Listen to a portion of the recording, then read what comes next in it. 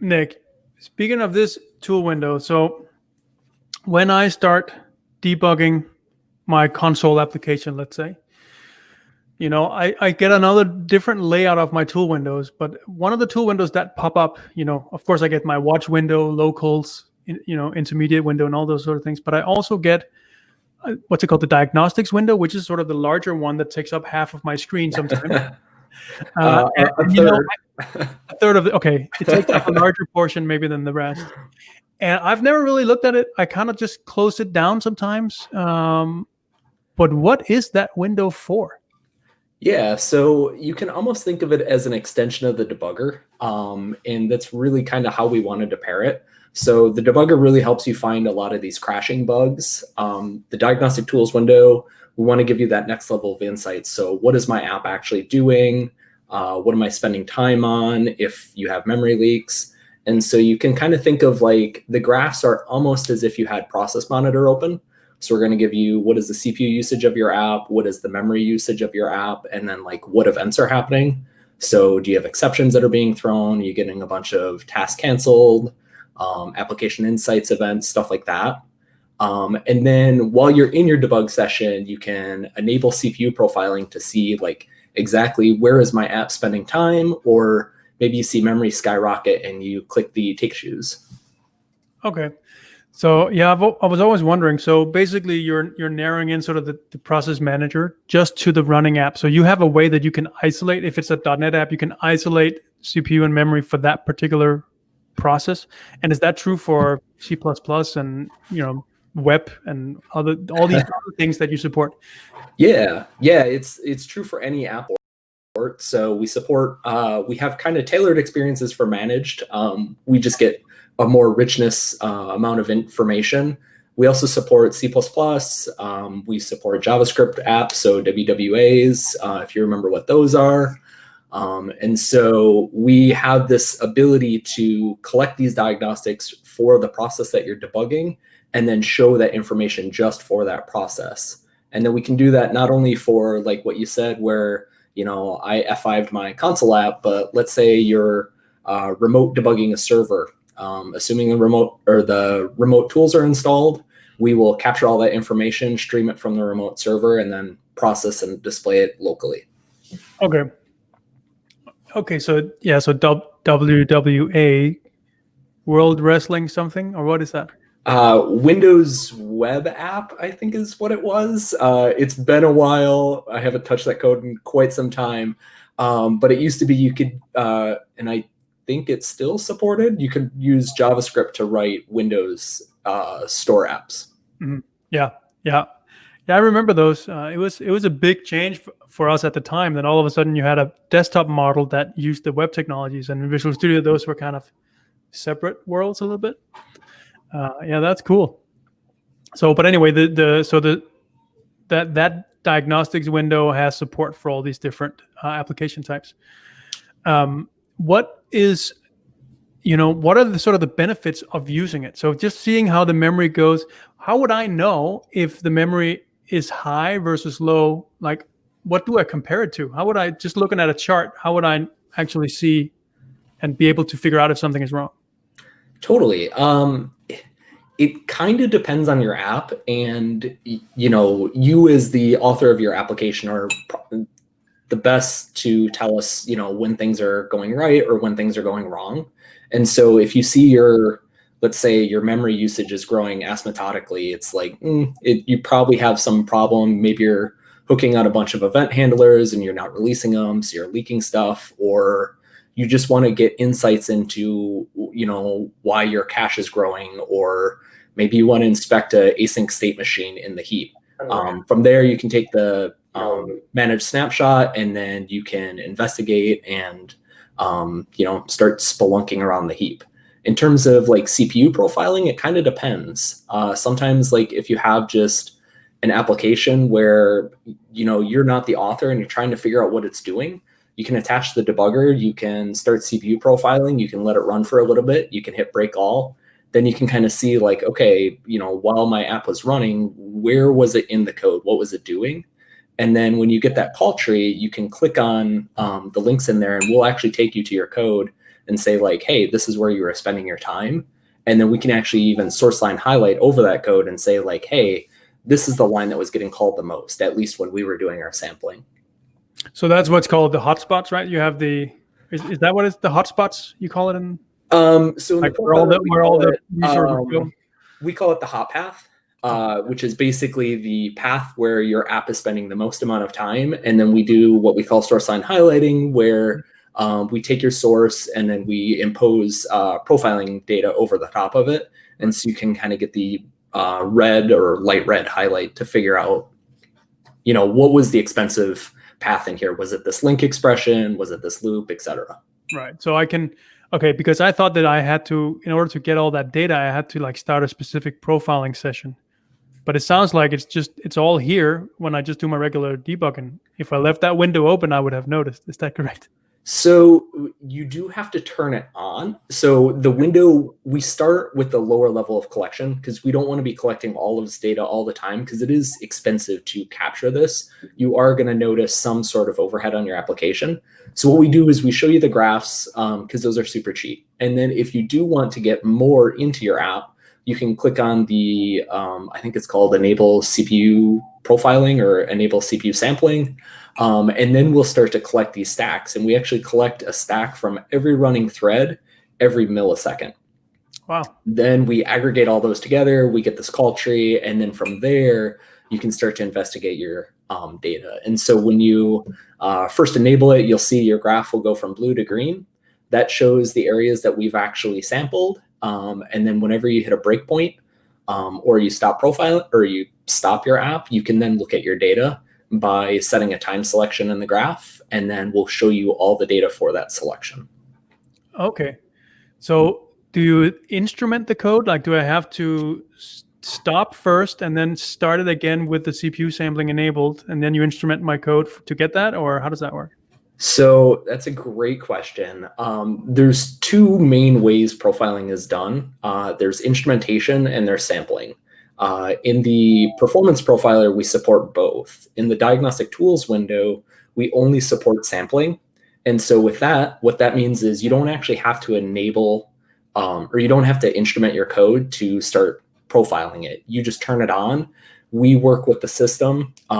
We use a system called Event Tracing for Windows. We turn on that profiling session and we start collecting your data for you, and then your app is none the wiser. Okay. So you're somehow able, just by sampling, so you haven't instrumented the code, you're basically just sampling on top of the DLL, right? You're somehow able to figure out that there's a hot path leading to a specific line of code in one of my, let's say, C# files. Yeah, it's really interesting. It uses a lot of statistics. So basically the idea is you have a sampling function, and if those who are big into signal processing, this is going to sound kind of familiar, where you can imagine your app has a signal of where it is spending its time. What we do is we sample that signal at a regular interval once every millisecond by default, and then we can use that to reconstruct kind of the signal of where was your app spending its time. And so it's actually much lower overhead than if you were to do instrumentation sampling or instrumentation profiling, because with instrumentation profiling, basically every enter, leave, and tail call, we have to record exactly what the time was in order to reconstruct that profiling session. Now you get much finer information with that because you can have like actual call counts of methods. Whereas like with sampling, we can tell you that your app spent a lot of time here, but we can't tell, did it call this function once? Did it call it a lot of times? So you can imagine like if you have prime C that's calculating prime numbers, it probably spent a lot of time there because it called it once. But if you have a lot of logging code, that might actually be on the hot path, or that might have been a hot function, as we call it. And that's just because it's called everywhere in your application. Mm-hmm. Okay.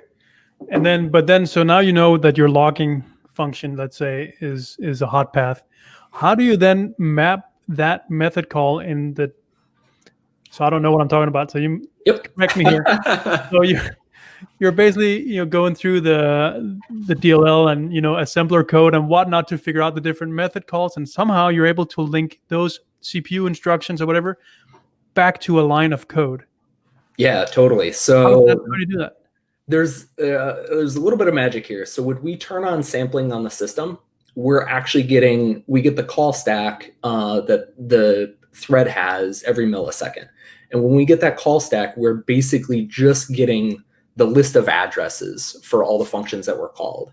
So then in order to go from an address to a function, it depends on the language. For .NET, every time a piece of code is JITted, we actually get a JIT event that says, I have JITted this code at this address. And so if we get that event, we can map it back and say, okay, this chunk of code corresponds to this address. And so we see that call stack, we see, oh, we know what this address is, that's this function. And then if we want to go to a specific source line, then we need symbol files or PDBs. And that tells us specifically, okay, this address corresponds to this line and this column. Okay, so that makes sense. So that basically means that it will because of it requires the PDBs and the symbols to be there. You can also then say, hey, only show me just my code. So the just my code setting is relevant here as well, I take it, right? Yeah, just my code is a really important one, and it's actually it affords us a lot of performance if it's enabled, because we don't have to spend time pulling down symbols for, let's say, NTDLL and then trying to map, okay, what does this address correspond to in NTDLL? We just say like, oh, there's 50 modules loaded, but only 2 of them were actually user codes. So these are the only ones I'm going to care about. And then we aggregate all of those other frames into what we call an external code frame. Got it. So just my code is a setting. You can enable it up in tools options somewhere under the debugger settings. But isn't it enabled by default? It is enabled by default. And the profiler just my code setting is actually different than the debugger just my code setting. So one of the things that's a little challenging here is some of these things get a little tangled. Because the profiler does use the debugger symbol settings to find symbol servers and pull down your corresponding PDBs and stuff like that. But for just my code, it's quite often that users will turn just my code on and off in the profiler because they might hit a group of function calls and they want to have more information into it. So actually in the CPU usage tool, if you drop down, there's a little filter, there's a setting that says show external code. That's our just my code setting. Although the PMs and I are working on how do we try and unify this so it's kind of more of a seamless experience across VS, because that does get a little jaunting going back and forth. Okay. Yeah, I know there's before I learned about you could enable and disable just my code, I often found myself way over my head and looking at what noise, basically seeing all that external code and not knowing what to do with it. So if you viewer out there has the same issue, make sure to go to tools options and find the just my code. And you can just search just my code. It's one of those things people actually search for. So I think if you just go in the big search bar in Visual Studio up top, you can just search just my code and that will take you to that tools options page. Okay. So Maxim has a question here. In which case would you recommend to switch to instrumentation profiler from sampling profiler in VS? Yeah, that's a great question.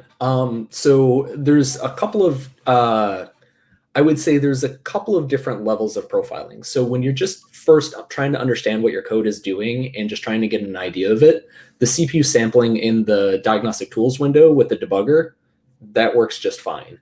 If you're actually interested in doing a performance investigation, you probably don't want to profile and then make decisions off of that. You actually want to go over to the performance profiler and you want to switch from a debug build to a release build. And the reason is in a debug build, we're going to suppress all the different optimizations so that as you're stepping through your code, your instruction pointer isn't jumping around.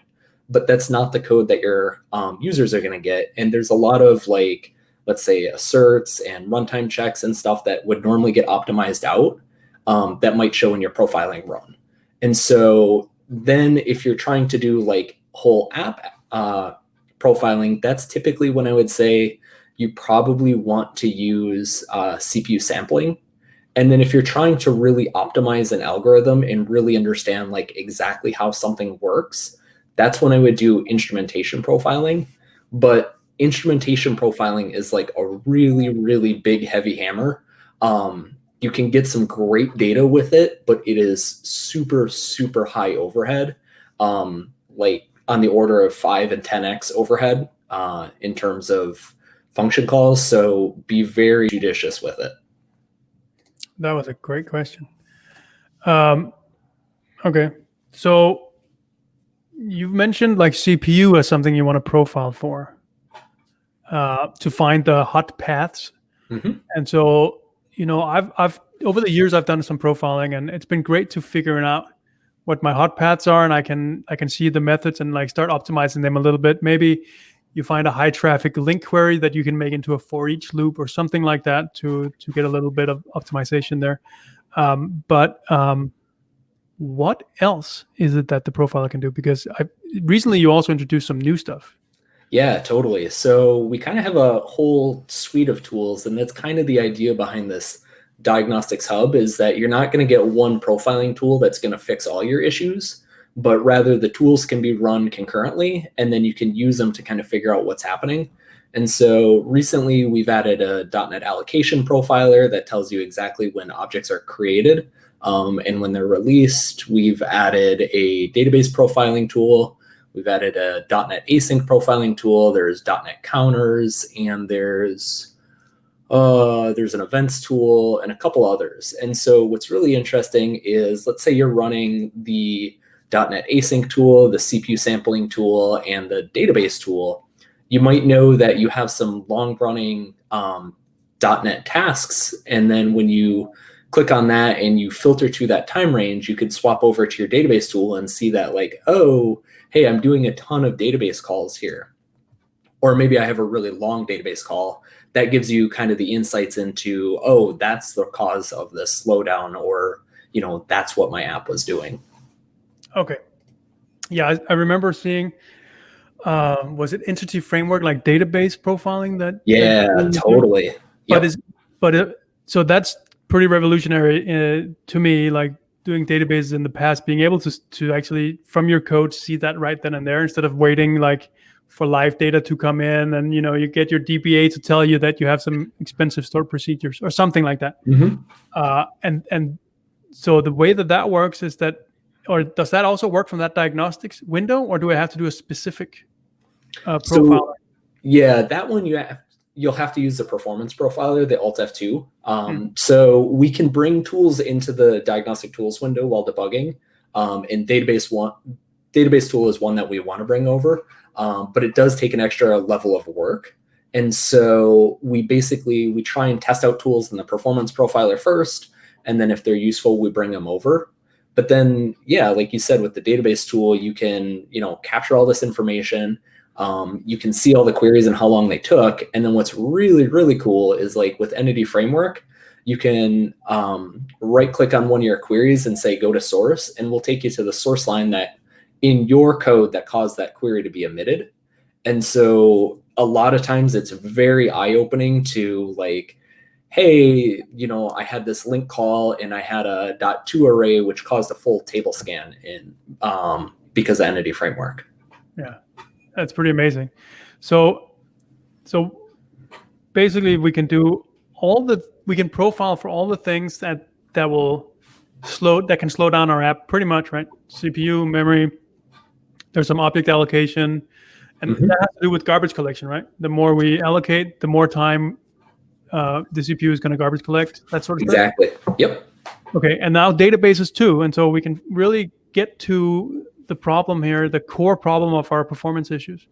I used to work at a place where sometimes we would release a new version of a website, and we would eventually get a call or some sort of feedback that said, "Why is it so slow?" And we just never were able to catch it on, before we even released it into production. And it's like, yeah, maybe I should have run the profiler. Do we do that with Visual Studio itself? Like when you write that diagnostics tool window or some profiler feature, do you actually profile it using that same tool? Totally.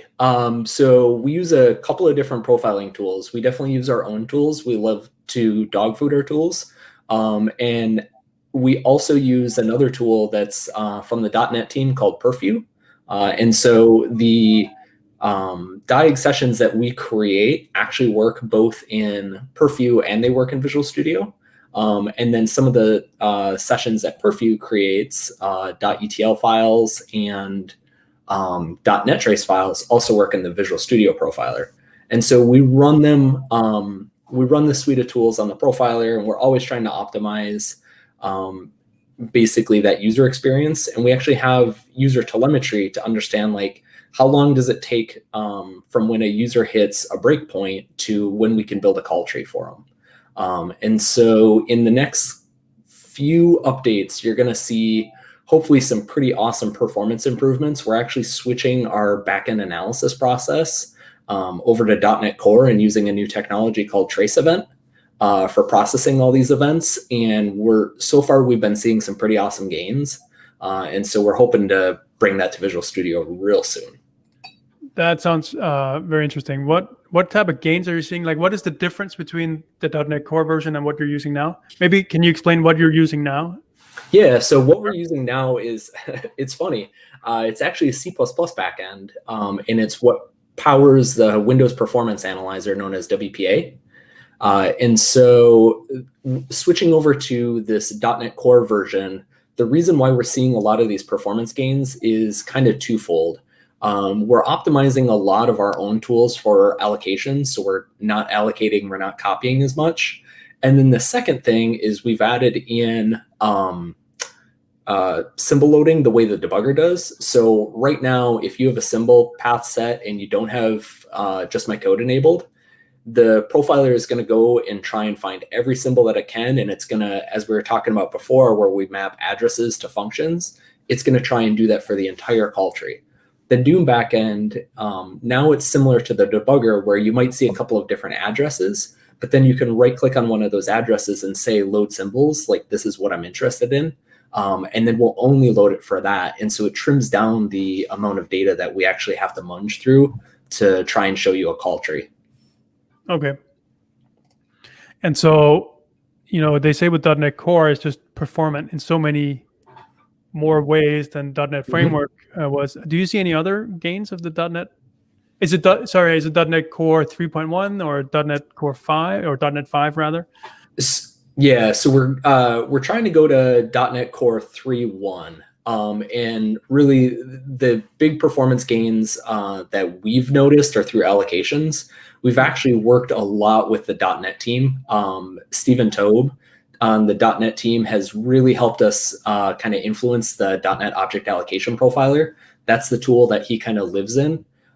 Because he's constantly removing allocations from the CLR to try and get it as fast as possible. And then we're just trying to fold all those gains back into the profiler to make it an awesome tool. So what is that tool that he's using, .NET Profiler? The .NET Object Allocation Profiler. And that's available, like everyone can use this tool? Yeah, if you go to, if you're in Visual Studio, hit Alt F2, that'll bring up the Performance Profiler, and you'll see the .NET Object Allocation Profiler. That tool, we only let you run it by itself because it works through instrumentation. So it's an extremely high overhead tool. But basically what happens is there's this interface to the CLR. And for those that don't know, CLR is a common language runtime. That's kind of what runs .NET code. There's an interface called iCore Profiler, and it has a set of callbacks. And from those callbacks, we hear every time an object is allocated and every time the garbage collector frees up an object. And then we can record all that data and we can show you exactly like, hey, this path in your code allocated 5 task objects and 3 byte arrays. And then you can kind of see hot path in your code for allocations. Wow. That's pretty awesome. Okay. And do you have to be a .NET Core? Does it have to be a .NET Core project, or can it be any type of .NET project? So with the .NET Object Allocation Profiler, it can be any .NET project. With a couple of the other tools, it really depends. So like the database profiling tool that only works in .NET Core, the .NET Async tool works in .NET Framework and .NET Core, but you have much better experiences in .NET Core. And like if you have ASP.NET, you're profiling an ASP.NET app, we'll also get like request information in there, and we can parent all those tasks under requests. And so it really depends on the app, and we'll just try and light up as many features as we can. Right. And so Maxim has another question here. Are there some profiling tools limited only to VS Enterprise Edition, or are they for free in the Community Edition and Pro as well? So I'm really excited to say all of our tools are in the Community Edition. There used to be a couple of tools that were limited to Enterprise only. We've actually had to retire those tools because of the Spectre Meltdown shenanigans that went on. And so that's when we switched over to this, basically this new framework for how we create and run our tools. And in that case, we put everything in Community. Okay, so that's fantastic. There's still some things on the debugger side or diagnostic sides that are Enterprise only, right? There used to be, is it Intellitrace? Yeah, so Intellitrace is Enterprise only, and they actually do kind of hook into the profiler to some degree.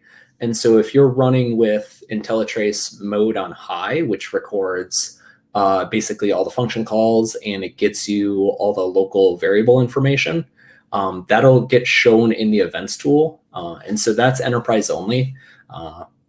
But all of the tools themselves can be run in Community.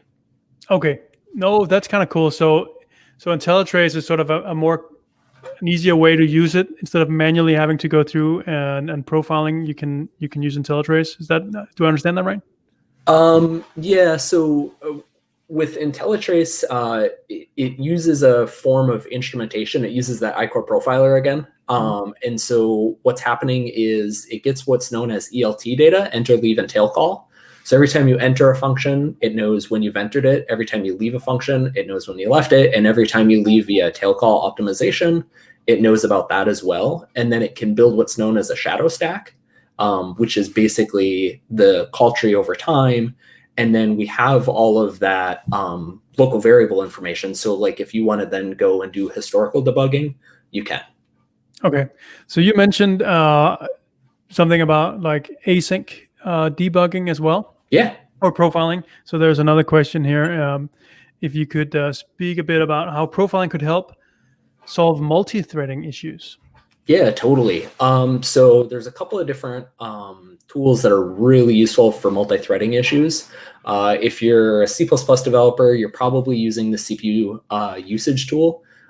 And typically what happens is unless you're having some really terrible lock contention, there's some thread that's doing some amount of work and another thread is blocked on that. And so you can use the CPU usage tool. You can drop down the threads filter and you can see basically what threads are taking time. If you need the next level of tooling, that's where you want to use the concurrency visualizer. That's an extension our team puts out on the gallery. That will show you basically all the threads, when they're blocked, when they're active, and when they're scheduled in a nice swim lane track. And then you can debug into that.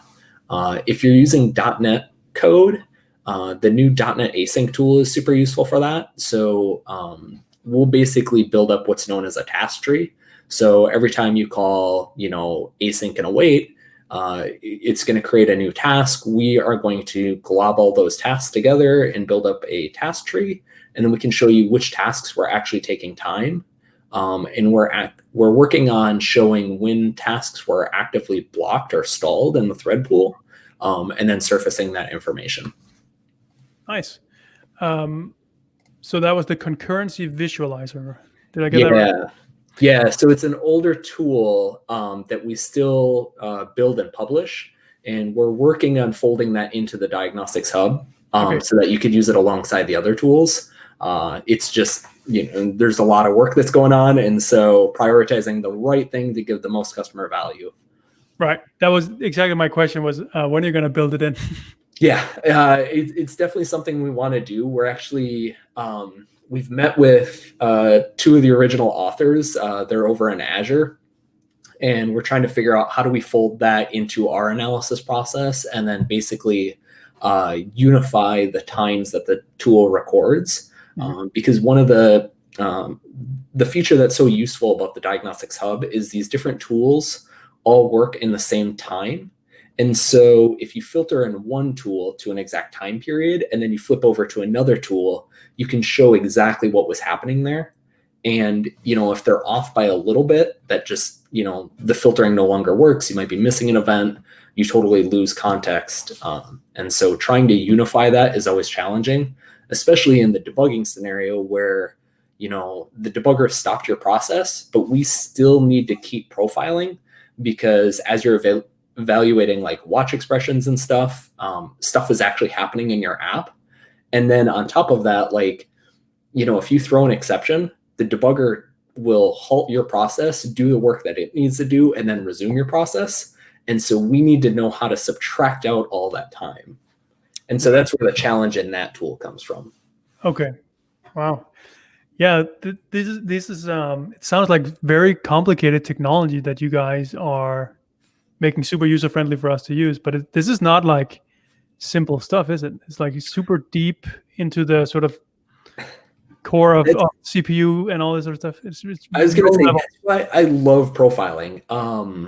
It's such a fun area because there's the super, super deep level and there's the super high level. Like if you go digging through our code, you'll find assembly, you'll find IL, where we're actually, the instrumentation tool will actually crack open an assembly and shove in a bunch of IL and assembly, and then package it back up and then let it run. And we do that so that we can record all this information. But then after you've recorded this information, you're building up all this data, and then you have to be able to display it in some way that like a mere mortal can understand it. And so there's a lot of like very interesting high level problems with it as well. Like, how do you graph it? How do you make sure the times are all consistent? Then how do you display information so that the user can really find their insights easily? Because there's other profiling tools that are available on Windows, Perfview, WPA, Xperf, stuff like that. And you can get a lot more information out of them, but it's really hard. And unless you know exactly how to utilize the tool and how the system is working, it's nearly impossible to pull information out. And so we just try and give that nicer level where we're going to show you information and then we're going to map you back to your source because that's what you know. Right. So you have to really strike a balance between being super low level and then being high level enough for, is it sort of for the average user to make sense of that? Or is there a dial you can say, oh no, I'm super advanced, I know all the low level, give me more detail? Like, yeah. How do you manage that?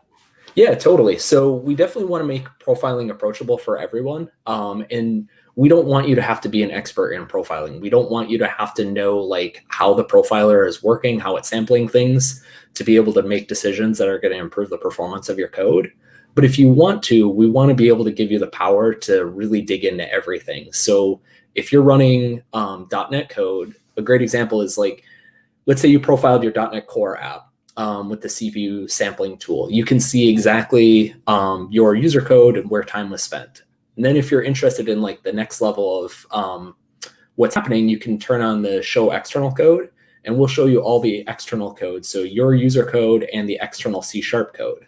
But then if you're like, oh no, I really, really want to understand like exactly what's happening, you can turn on show native code and we'll show you native code all the way through the CLR, basically until the event was emitted, and show you exactly what was happening. And we do that in like the CPU sampling tool. We do that in the .NET Object Allocation tool. So like I've had a couple of conversations with Steven where he's like, hey, I don't think this byte array should be allocated here. And then you turn on show native code and then you step in the CLR and you're like, oh, sure enough, in this native code here, it's actually allocating a managed byte array. Wow. Okay, so you can get really deep if you want to. So no matter what performance problem you have, you can get to the core of the issue or non-issue in that case you were mentioning. So here's a question: do you use Intel Vtune? Are there something there that you would love to bring into VS profiling tool? So yeah. So explain what Vtune is.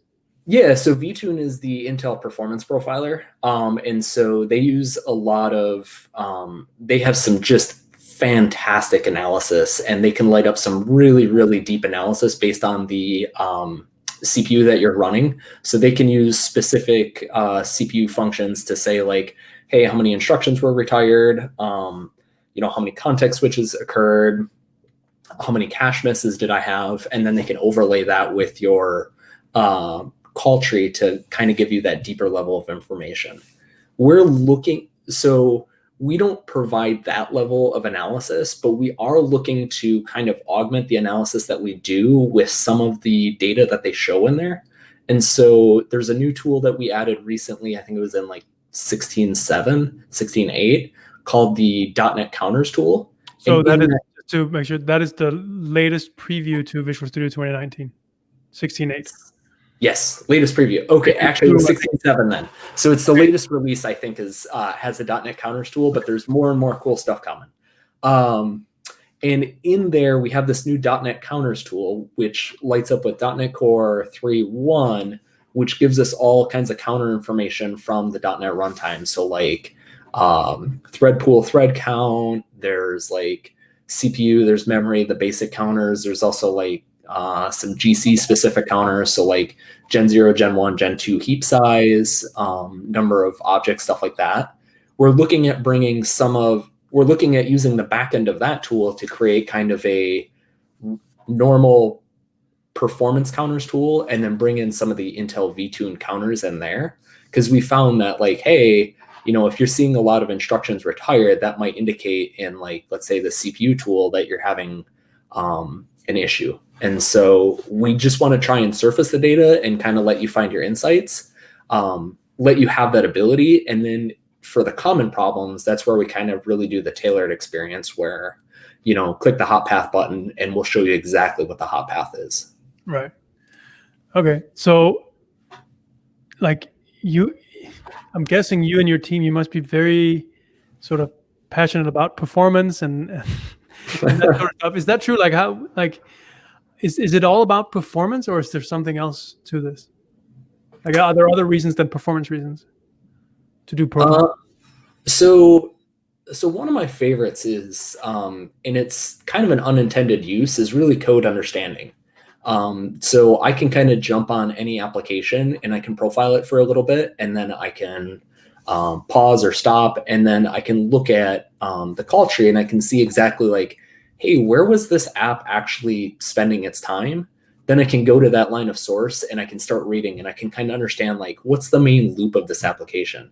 So like in VS, that might be the Windows message pump, or if like I'm in the if I'm profiling VS, I can break, and if I'm in the debugger, I can see, okay, these are the debugger's code modules. These are kind of the things where it's spending the most amount of time. This is kind of where I should jump and where I should go take a look at stuff. Right. Okay. That's a really interesting thing. So it's almost like if you onboard to a new team, then go profile the code. It could be an onboarding tool for yourself. Yeah, totally. I think it's a great way of just kind of discovering how things work. Right. Wow. Never thought about it. That's a cool idea. Okay. So you were also mentioning like that some of your, you have assembler code, you have, all sorts of native components, but you're also one of the only places in Visual Studio that actually runs JavaScript. Is that right? Yeah. So yeah, our code base is, like you said, there's a lot of code to it. So low-level assembly, IL, C++.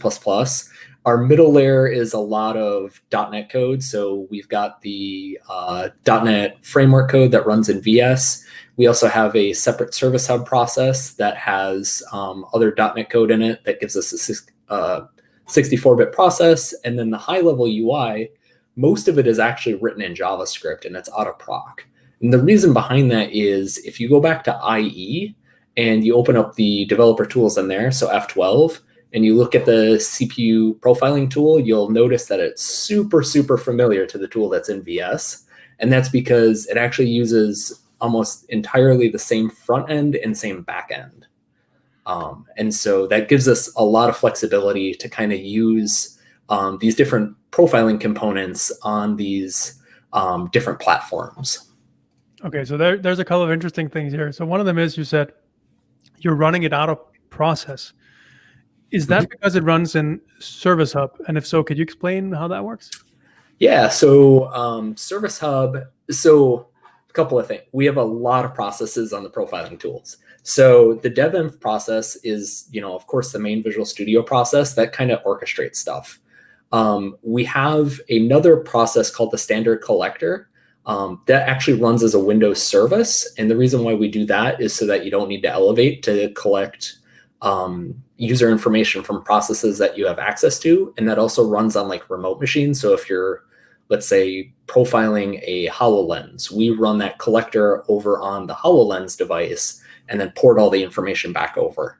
Once the information comes back to the user's box, that goes into a Service Hub process, which has what we call our data warehouse. And that actually munges through all the data. And that gives us a 64-bit address space and really allows us to load up huge dump files, process all the symbols in the world, stuff like that. And then our UI is for Daytona, that is also out of proc. And so that runs in a process called Scripted Sandbox. And what that does is that starts up the IE script engine, and then we can run our UI in there. And so the nice part about that is that kind of forces our UI to be async from the data behind it, because the Scripted Sandbox process actually has to talk to the Service Hub process to get the analyzed results and then show it in the UI. Okay, so that's almost mind-blowing. So Daytona is sort of a way, that's the code name or whatever, the name of a thing that lets us run HTML and JavaScript inside Visual Studio, right? Yep. Okay, I just want to make sure. I don't think the viewers know Daytona, and it's not really used by a lot of places in Visual Studio. You are among the only places, is that right? Maybe the new terminal? Yeah, I don't know of a whole lot of places. I think the Cloud Tools Server Explorer or something. Cloud Explorer. Yeah, that's it. I think they used it. Did originally, but I don't know if, They switched off. Yeah, there's no way of knowing, right? You can't tell by looking, I think. Yeah, and that's kind of the beauty of it, is you have no idea that a lot of that is JavaScript or HTML. It themes just like the regular VS UI, and it really kind of gives us that portability to, pluck it out and put it into IE, or maybe even one day I can dream put it into VS Code, which I think would be awesome. Right. So you mentioned IE twice, Internet Explorer twice, not Edge or Edge Chromium. This is yes, it is correct. It is in IE currently. We are trying to move it over to Edge Chromium. You actually had Tina on a couple of weeks ago, I think. Yep. Her team is the team that actually owns the Daytona control, and they're looking at converting over to the Edge Chromium, and then us as just a consumer of the platform, we kind of get that for free. Yeah, so I think there was, for that particular thing, there was when they did the terminal, that was also Tina's team that did the new terminal window inside the studio. And they also rely on Chromium. And the reason one of the reasons it was in preview for a long time, I think, was due to some Chromium things that needed to be done in order for them to light up the feature fully. So I think it's getting there. Yeah, we've been working with our team quite a bit to try and land it. There's definitely some small CSS styling issues that we got to fix. There's we used to have our old promise infrastructure for async tasks in JavaScript. That's changed with the new Daytona that goes to Edge Chromium. So that's taking a little bit to kind of put the right things in place so that we can kind of transition tools over, because we don't want to have to switch over the entire platform all at once. We want to allow tools to, kind of transition over. Right. So the reason why you wrote it in the same JavaScript, the same HTML and so on, as in the Internet Explorer developer tools, or F12 tools, as they're, I think, formally called. Mm-hmm. Was that so that you can debug your ASP.NET application, for instance, inside Visual Studio? You can get the browser debugging as well. Why copying the same as F12 or developing it at the same time? So the reason why we did it is because it allowed us to basically put the code over there, so we could write it once and have it in multiple areas. And so I've mentioned the idea that our code name is the Diagnostics Hub. the idea is that we're not just writing a profiler, we actually write a profiling platform. And so we have these different components that different teams can write to create a tool. So if you need to collect ETW information, you can write what we call an agent that'll get loaded in our collector process and it'll collect your data. If you need to analyze information, you can write an analyzer that'll go in the service hub process. And then we have the VS component, which is called a tool. And then you can write your UI in either WPF or in JavaScript, and we'll display it accordingly. And then the cool part is like we can focus on a couple of tools, my team, as well as the platform. And then we can have other teams write additional tools that kind of light up in the diagnostics hub as well. And so like an example of that is, I was recently talking with the Windows Defender team, and they're talking about putting in a tool that they have ETW information that gets written out that when Windows Defender is scanning files, you could collect that information, then show it in a table, and then it automatically kind of lights up with the other tools where it's like, hey, my CPU doesn't seem to be doing anything. You select a time range and it's like, oh, Windows Defender was scanning all your files. And so you can kind of get those insights. So when would people write one of those platform plugins in for their own apps? So so right now the platform is internal to Microsoft, but it's if we have teams that want to basically integrate with the other tools so that they kind of get that added level of investigation where it's like, hey, I don't have to show exactly everything that's happening. I just have to show my one little aspect of it. And then I can work with the other teams to kind of show the holistic story of like, what was my application doing? And so a bunch of other teams in VS, like the XAML team we've talked to regarding putting their tools in there. You know, there's the client diagnostics team, which has the application timeline tool that shows a bunch of XAML stuff. There used to be a power profiler that would do basically like mobile power usage in there. So you could surface that information. And that way, like my team isn't just the entire bottleneck. We can onboard other teams to write their tools and then all work together to kind of show the story. Okay, that's very cool. I like that there's like multiple teams, both within the Visual Studio organization, but you mentioned Defender and like different Microsoft products could play with this very well. And that means that everyone will have a better experience. Like if you're debugging something that interacts with some other Microsoft product, you might have a better experience. Is that the outcome of that? Yeah, totally. So a great example of that is I think it was the graphics picks team. They wrote the GPU profiler that's in the performance profiler. And so that actually works on HoloLens devices. And then you can also run the CPU usage tool with that. And so they're definitely outside of VS diagnostics, but they can show the information that they they curate and they know a lot about, and then we can match it up with the stuff that's in the other tools to kind of give you that really rich experience. Mm-hmm. Very cool. So you also mentioned Defender and recording ETW traces. Was that what you call it? Yeah. Yep. I've done that once before, and I forget exactly how to do it. There's like an instruction on how to record it, and it's like you get this file, you recall it. No, here's what it was. I had an issue with something, and I was asked, do an ETW trace. So I start collecting, I start the trace, and then I do that thing that I have an issue with so that they record all the information of what's going on. And then that results in a like 1 gigabyte file, right? Yep.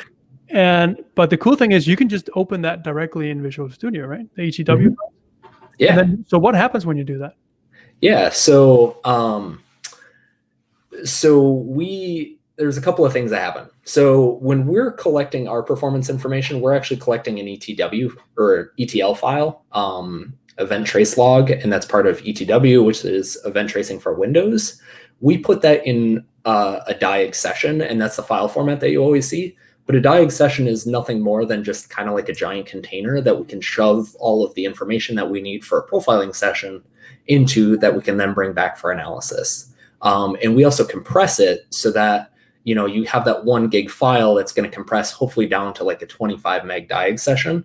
And then we can put in other things that we might need to analyze the data, like symbol files, so PDBs. We can get CLR metadata, counters, stuff like that. We pack it all in there, and then we bring it over and open it up in VS. Mm-hmm. So if you were to just open an ETL file in VS, we need to basically figure out what events are in that ETL file, and then light up the tools that can provide the information that's there.